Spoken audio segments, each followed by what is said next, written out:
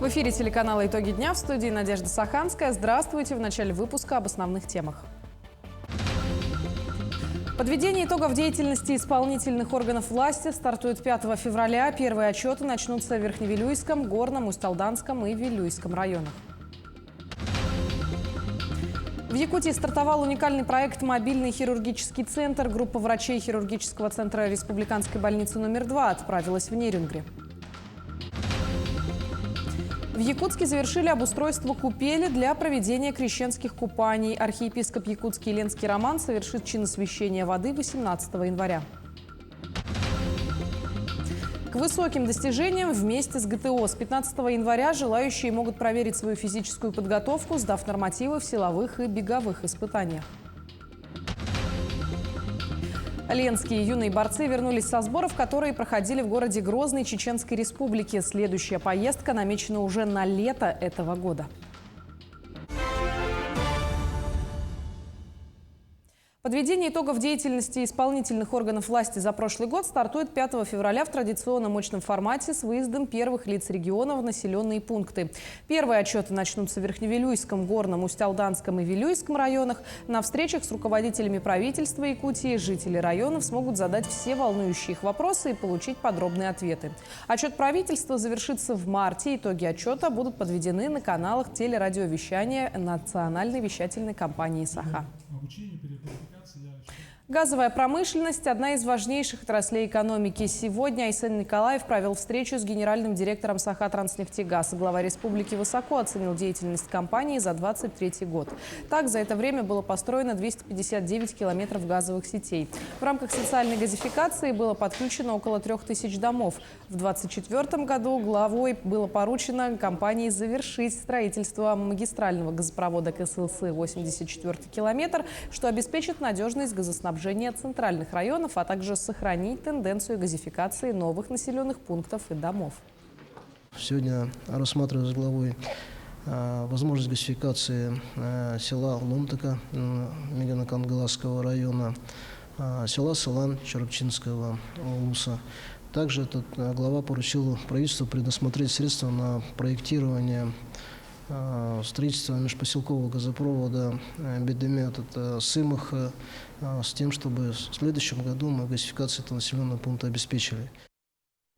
Глава республики провел встречу членов правительства региона с председателем правления Алмаз-Эргиен-банк Николаем Долгуновым. Были рассмотрены предварительные итоги деятельности банка за 2023 год. Несмотря на волатильность рынка и неустойчивую ключевую ставку, показатели банка за прошлый год были стабильны. В первой половине этого года Айсеном Николаевым было поручено утвердить основные стратегические цели банка, развитие банковской группы на ближайшие 3 года.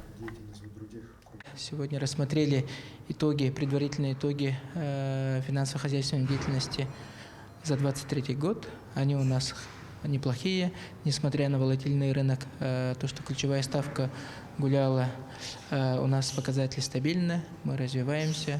Вокруг банка достаточно крепкая формируется партнерская сеть от наших клиентов, но и наши партнеры, с которыми мы работаем, с некоторыми уже 30 лет. Прошлый год у нас был юбилейным, мы достаточно много активностей делали для бизнес-сообщества, для населения делали.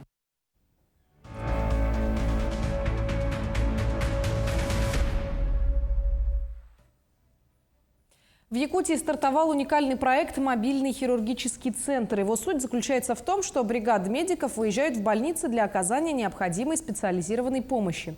Первый районный центр, куда направилась группа врачей хирургического центра Республиканской больницы номер 2, стал город Нерюнгри. Первый десант врачей уже прибыл в столицу Южной Якутии. В состав мультидисциплинарной бригады мобильного хирургического центра вошли 13 человек. 8 врачей и средний персонал. В рамках Нерюнгринской центральной районной больницы потребность у нас высокая очень в травматологах, ортопедах, учитывая, что здесь имеется ангиограф, это наши сосудистые хирурги, плюс колопроктологи. Для реализации проекта была сделана большая подготовительная работа. Нерюнгринские медики провели лабораторное и инструментальное обследование пациентов, по результатам которых хирурги центра определили показания. Это доступность специализированной медицинской помощи. Те пациенты, которые сейчас прооперируются, они должны будут в обязательном порядке направляться в Якутск. Сейчас это будет здесь у нас на месте. То есть процесс реабилитации намного проще будет. Но, естественно, затраты, время и силы на дорогу, потому что пациенту надо еще и вернуться обратно домой. Поэтому для нас это очень... В первую очередь для пациента очень хорошо. Также такая совместная работа – это практическая помощь и поддержка для местных врачей, которые ассистируют и проходят обучение на мастер-классах по разным направлениям. Что связано с этим проектом, это, конечно, оказание плановой хирургической помощи специалистами высокой квалификации с республиканского учреждения. И наши специалисты, помимо того, что они оперируют, они обучают специалистов на местах, своих коллег, для проведения такого уровня операций в последующем. В Нерюнгри бригада мобильного хирургического центра пробудет неделю. В феврале специалисты выйдут в Алдан, Ленск и так далее. Сделать качественную медицинскую помощь доступной для жителей любого населенного пункта – такую задачу поставил президент России Владимир Путин. Для каждого района будут формироваться бригады по планам и потребностям. Так новый проект поможет приблизить к населению специализированную медицинскую помощь, независимо от того, где человек живет, и в целом поднять уровень и качество медицины во всех районах республики. Ирина Жданова, Захар Головин, Нерюнгри. Открытие онкоцентра, где жители смогут получать высокотехнологичную медицинскую помощь, запланировано на конец января. Уже на следующий день после открытия некоторые отделения начнут принимать пациентов. В онкоцентре площадью 25 тысяч квадратных метров будут работать свыше 1000 человек. Новое медучреждение уже укомплектовано медицинскими кадрами. Якутский онкоцентр станет одним из крупнейших на территории Дальнего Востока, и якутяне смогут получать высокотехнологичную медпомощь практически по всем направлениям. Авиакомпания «Россия» запускает рейсы из Якутска в Красноярск. Полеты планируются по субботам с 27 января. Рейсы по маршруту Красноярск-Якутск-Красноярск планируются на самолете «Суперджет-100» в моноклассе. При этом пассажирам доступна возможность выбора тарифа «Комфорт», улучшенные условия в полете по доступной цене. 53 новых автобуса получат районы Якутии. В настоящее время «Газели» прибыли в Якутск. Остальные автобусы будут поставлены в столицу республики уже в феврале, после чего отправятся в районы. Кроме того, 50 автобусов республика закупила и для города Якутска. Перевозчикам были выделены субсидии из регионального бюджета в размере 150 миллионов рублей в рамках льготного лизинга. В частности, 25 единиц большого класса предназначены МУП «Епак», остальные 25 единиц среднего класса частным перевозчикам, входящим в Союз авто. 19 января по православному календарю верующие будут отмечать один из главных православных праздников – Крещение Господне. В крещенский сочельник и в сам праздник в храмах пройдут торжественные богослужения. По традиции в эти дни многие верующие принимают участие в обряде окунания в крещенскую купель. Чтобы праздник не омрачился несчастными случаями, в течение всех праздничных дней возле купели будут дежурить десятки людей из различных служб. Подробнее о безопасности на купели расскажем в следующем сюжете. В Якутске крещенская купель вот уже 18 лет располагается в районе Зеленого Луга. Именно тут делают прорубь, устанавливают палатки, и именно сюда едут жители столицы, чтобы совершить обрядовое окунание. Готовят купель к празднику, а также обеспечивают безопасность на объекте сотрудники службы спасения Якутии. Ну, во-первых, мы обеспечиваем палатками, все сооружение будем. Вот ребята в данном случае ставят. Кроме того, наши водолазы будут нести дежурство прямо на майне и обеспечивать безопасность тем самым. Дежурить будут одна станция водолазная по 3 человека, ну, каждые сутки. И в ночное время по 2 спасателя будут обеспечивать безопасность, ну, снаружи, как говорится. Если у нас городская спасательная служба при мэрии, они будут обеспечивать теплом. Всего же по всей республике крещенские купели будут оборудованы в 17 муниципальных районах. И к каждому объекту будет особое внимание в плане безопасности. Безопасность людей будет обеспечивать свыше 600 человек и 130 единиц техники. То есть МЧС, МВД, пожарные, спасатели, казачество, муниципальные образования и медики. Чтобы мероприятие прошло без происшествий, пожалуйста, не приходите в состояние алкогольного опьянения, детей не пускайте купаться одних и соблюдайте все требования должностных лиц. Для многих окунание в крещенскую купель – это способ испытать новые экстремальные ощущения. Но в погоне за адреналином не стоит забывать о мерах предосторожности и пренебрегать правилами безопасности. Александр Хавренко, Григорий Хлопков, Якутск. Завтра студенческая делегация Алданского политехникума отправится в Москву. На ближайшие дни программа обширная. Девочки побывают на ВДНХ, посетят знаковые места, а также встретятся с военнослужащими, которые проходят реабилитацию в санатории Бес-Чагда. Эмоциями в преддверии поездки студентки поделились с нашими коллегами. Что можно брать вручную кладь в самолет, какая погода в Москве и куда лучше отправиться в первую очередь? Накануне выезда необходимо прояснить массу вопросов. Завтра студенческая делегация отправится в Москву. Одним из главных событий поездки станет посещение международной выставки форума «Россия» на ВДНХ. От поездки в Москву я ожидаю море положительных эмоций, посмотреть выставку достижений народного хозяйства, посмотреть столицу, Красная площадь, памятники культуры. Наряду с посещением выставки «Россия» в Москве девочки совершат экскурсии по известным и памятным местам. В том числе побывают в храмовом комплексе Вооруженных сил Российской Федерации. Встреча перед выездом дала возможность участникам делегации конкретизировать программу пребывания в столице. Красная площадь, конечно. Еще на ВДНХ. Это пойдем на ВДНХ. И на башню Останкина хотела бы сходить. Напомним, одна студенческая делегация политехникума побывала в столице ранее. В декабре члены Алданского отделения Российского военно-исторического общества приняли участие в Республиканском антифашистском форуме и представили Якутию в международной конференции «Судьба солдата». Рассказы ребят о поездке произвели на сверстников неизгладимое впечатление. Я видела также публикации, очень интересно, и мне уже не терпится там побывать. В рамках предстоящей поездки запланировано посещение санатория Бес-Чагда, где в настоящее время проходят реабилитацию якутяне, участники специальной военной операции. Бойцам девочки приготовили подарки. Военнослужащим везем предметы первой помощи, необходимые вещи, все, что им необходимо. Накануне отъезда в Москву девочки проверили техническую оснащенность. С мест событий студентки планируют делать фотоотчеты и видеорепортажи. Татьяна Вахнина, Александр Лукин, Алдан.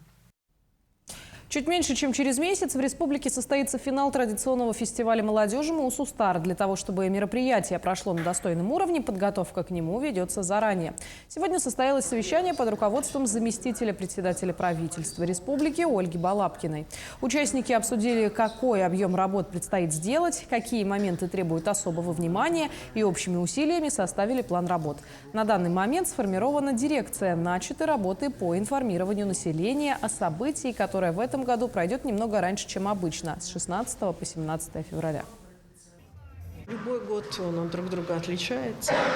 Есть база, от которой мы исходим. И, безусловно, в этом году у нас будет немного другой состав хедлайнеров и тем, кто будет представлять молодежь. И, соответственно, есть традиционные мероприятия, а нововведения мы всегда оставляем за кадром для того, чтобы было интересно. В школе номер 10 города Якутска появился модульный спортивный зал. Инвентарь приобрели на средства республиканского и муниципального бюджетов. Новый спортзал возведен по программе развития Дальнего Востока. Наша съемочная группа посетила новый объект. В новом модульном спортивном зале светло и тепло. Она выполнена из металлокаркаса, зал обшит сэндвич-панелями. Широкие окна и новые лампы обеспечивают хорошее освещение. Конструкция модульного зала позволила с легкостью возвести здание в кратчайшие сроки. Договор с подрядной организацией ООО «Сибтрансстрой» был заключен 14 мая 2023 года. А 22 сентября был подписан акт приемки данных спортивных модульных залов. На сегодняшний день работы все закончены на 100%. То есть он уже готов принимать детей для занятий. Если театр начинается с вешалки, то новый модульный спортзал с раздевалки. Есть 2 отдельных помещения для девочек и мальчиков. В них созданы все удобства. Помимо этого в зале расположились душевые, санузлы и тренерская. Площадь нового модульного спортзала составляет 460 квадратных метров. Большая половина учащихся школы активно занимается спортом. Среди них есть победители и призеры как республиканских, так и всероссийских стартов. В настоящее время время в школе номер 10 учатся 1780 детей. У нас в школе наполняемость очень высокая, и у нас в школе как бы 2 зала. Немножко не хватает. И вот новый спортивный зал очень как бы нам поможет. Да, здесь будут проводиться секции, неурочная деятельность, и в частности будем проводить уроки физкультуры, как будет позволять наше расписание. В новом зале будут проводить уроки физкультуры и секции по 16 видам спорта.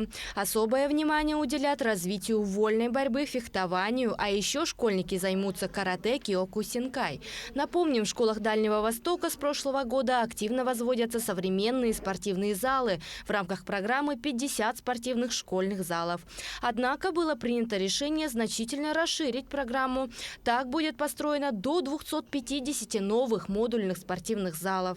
Даяна Федорова, Павел Пахомов, Якутск.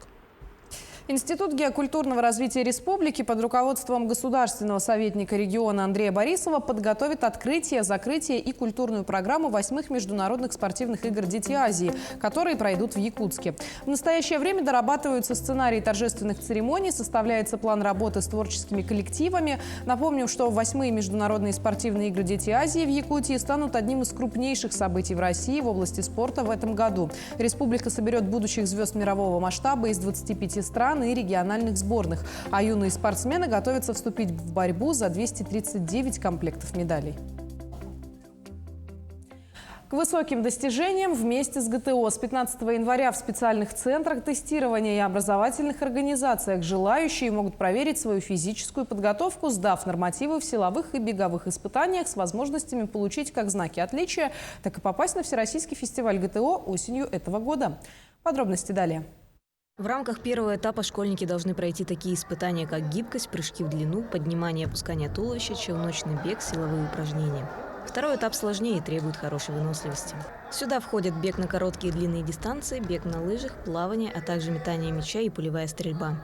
Требования претерпели небольшие изменения. Количество возрастных категорий увеличилось с 11 до 18, охватывая теперь людей с 6 лет до 70 и выше. Если ранее для выпускников школ требовалось выполнить 9 видов испытаний, 4 обязательных и 5 по выбору, то начиная с этого года у них уже будет только 6 видов. 4 обязательных и 2 по выбору. Виды испытаний уже как более послабленные, то есть смягченный вариант сделаны. Поэтому сейчас выполнить на золотой знак намного проще, чем предыдущие года. Надеемся, что все выпускники, которые у нас будут оканчивать школу в этом году, успеют выполнить испытания комплекса ГТО на золотой знак. В прошлом году количество участников составило более 11 тысяч, и планируется, что это число будет далее расти. Чтобы привлечь еще больше школьников к сдаче нормативов, при поступлении в университет знаки отличия ГТО принесут дополнительные баллы. Мы поспрашивали у детей, почему они решили пройти испытания, и узнали, что спорт им нравится, поэтому они и хотели проверить свои силы. Увидел, захотел повторить, как раньше было. Раньше сдавал тоже. И вам нравится заниматься спортом? Нравится заниматься спортом. Почему? Как смысл жизни уже. Я не особо волнуюсь, но я летела на президентские состязания в сентябре. И мы там готовились очень долго, и поэтому легко. На ГТО я участвую в первый раз. Хочу достичь хороших результатов, хочу взять немного золота и занять места на городском этапе. Сдать нормативы школьники смогут вплоть до 31 марта. Дети из 4 и 5 возрастных категорий 12-13 и 14-15 лет, показавшие наивысшие результаты, смогут поучаствовать на Всероссийском фестивале ГТО, который традиционно проводится в Международном детском центре «Артек». Марина Захарова, Павел Пахомов, Якутск. В столице республики стартовало первенство Якутии по русским шашкам среди юношей и девушек. На первенство приехали лучшие игроки из 13 районов. Для того, чтобы выявить сильнейших, участникам предстоит пройти целых 9 туров. Подробности в материале Семена Никифорова. В первенстве принимают участие 259 шашистов. Выявление победителей и призеров первенства проходит в 5 возрастных категориях по турнирной системе на выбывание. Участники соревнуются в быстрой, молниеносной и классической программах. Помимо этого, судейский состав первенства проводит курсы для юных шашистов. Вчера у нас прошли быстрая программа, это 8 плюс 4, это когда каждый участник за нажатие добавляется плюс 4 секунды. А сегодня у нас быстрая молниеносная программа будет. И тоже близ называется. Это 3 плюс 2. Это вообще быстро, очень быстро надо нажимать часы, чтобы флаг не упал. За каждое нажатие тоже добавляется 2 секунды. А завтра самая основная программа, классическая программа, это с отбором на Россию будет. 30 плюс 30 секунд. Это уже долго будет играть. Это 4 дня будет. А сегодня тоже отдельности сегодня победители определятся. Вчера тоже по быстрой программе чемпионы определились. Среди участников первенства есть 5 мастеров спорта и более 50 кандидатов в мастера спорта. Арсений Егоров, несмотря на свой юный возраст, уже является мастером спорта России по шашкам. К подготовке к этому старту юноша подошел ответственно. Начал играть с 4 лет. Сперва играл с папой. Он является кандидатом в мастера спорта. А дальше с 6 лет начал тренироваться у тренера Соломонова Александра Степановича. Меня привел к этому виду спорта папа. Готовился в основном самостоятельно, изучал теории, решал комбинации и в основном смотрел книжки. Для любого спортсмена тренер – это самый главный человек. Он является для своих подопечных воспитателем, примером для подражания. В рамках подготовки к первенству тренеры готовили своих участников тщательно, не жалея сил и времени. Моих 11 детей участвуют, 11. Вот, начиная с Егорова Айсена и кончая совсем маленьких. Даже не только тренируемся, но и общефизическую подготовку проходят дети. И так, проходят как по плану, по-всякому. И бывает так, что не только они играют, изучаем теорию, стратегию, тактику игры, решаем комбинации. Потом, как я уже говорил, общая физическая подготовка, там, футбол играем, там, подвижные игры. Победители и призеры первенства станут известны уже в это воскресенье. По итогам всех туров чемпионы старшей и младшей возрастной категории помимо медалей и кубка получат право представлять республику на всероссийском первенстве в марте месяце в городах Ярославль и Самара. Семен Никифоров, Георгий Григорьев, Якутск. А ленские юные борцы вернулись со сборов, которые проходили в городе Грозный Чеченской Республики. Там ребята находились с 3 по 11 января. Все эти дни у спортсменов была насыщенная программа. Вернулись дети уставшие, но счастливые. 7 юных борцов в сопровождении тренеров Максима Шкулева и Магомеда Исрапилова отправились на сборы в спортивную школу Диги Багаева города Грозный 3 января. Там ребят ждали ежедневные занятия и серьезный спортивный режим. Много узнали не только в тренировочном плане, но и в воспитательном процессе.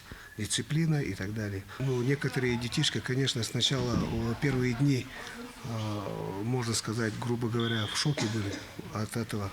От нагрузки, допустим, от последовательности тренировки, от приемов, связки и так далее. Мы там были 8 дней, где-то в середине уже они начали догонять и этих детей, уже начали чувствовать движение и так далее. Это для нас это очень большой плюс.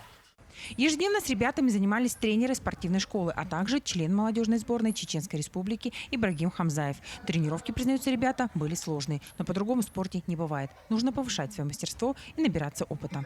И на тренировках нам было классно, трудно, но мы все равно делали все упражнения до конца. Мы там научились никогда не сдаваться и не уставать. Мы на тренировках набрались опыта, с нами поделились разными приемами, мы подружились с чеченцами. Там было очень круто. Удалось встретиться, пообщаться и сделать фото ленским борцам с олимпийским чемпионом по вольной борьбе Джамалом Тарсултановым и вице-президентом российской промоутерской компании, проводящей бои по смешанным единоборствам, Асламбеком Бадаевым. Мне очень понравилось в Грозном. Мы там познакомились с чеченцами. Очень сильные там ребята. Виделись мы с олимпийскими чемпионами, с чемпионами мира, много с кем. Свободного времени у юных спортсменов почти не было, но все же культурную программу никто не отменял. Ребятам была организована экскурсия по городу. Мне в Грозном очень понравилось. Мы съездили в Грозный Сити, побывали на смотровой площадке, были во всяких разных торговых центрах. Поездка в спортивную школу Грозного стала возможна благодаря тренеру по вольной борьбе, который в прошлом году сам побывал на сборах в Чечне и договорился о следующем приезде, но уже со своими воспитанниками. Организацию поездки взяла на себя Федерация вольной борьбы Ленского района и Комитет по физической культуре и спорту. Подобные мероприятия у нас проходили впервые. Но вообще в целом УТС также планомерно проходит в течение всего года по разным видам спорта. Это определяется уже по результатам соревнований на местном уровне. Сборы в Грозном стали для ребят первым выездом за пределы республики. Это только начало, рассказывает Максим Шкулев. Следующая поездка намечена уже на лето текущего года. Светлана Балеева, Виталий Андреев, Ленск. К этому часу это все новости. Наши корреспонденты следят за развитием событий. Оставайтесь с нами.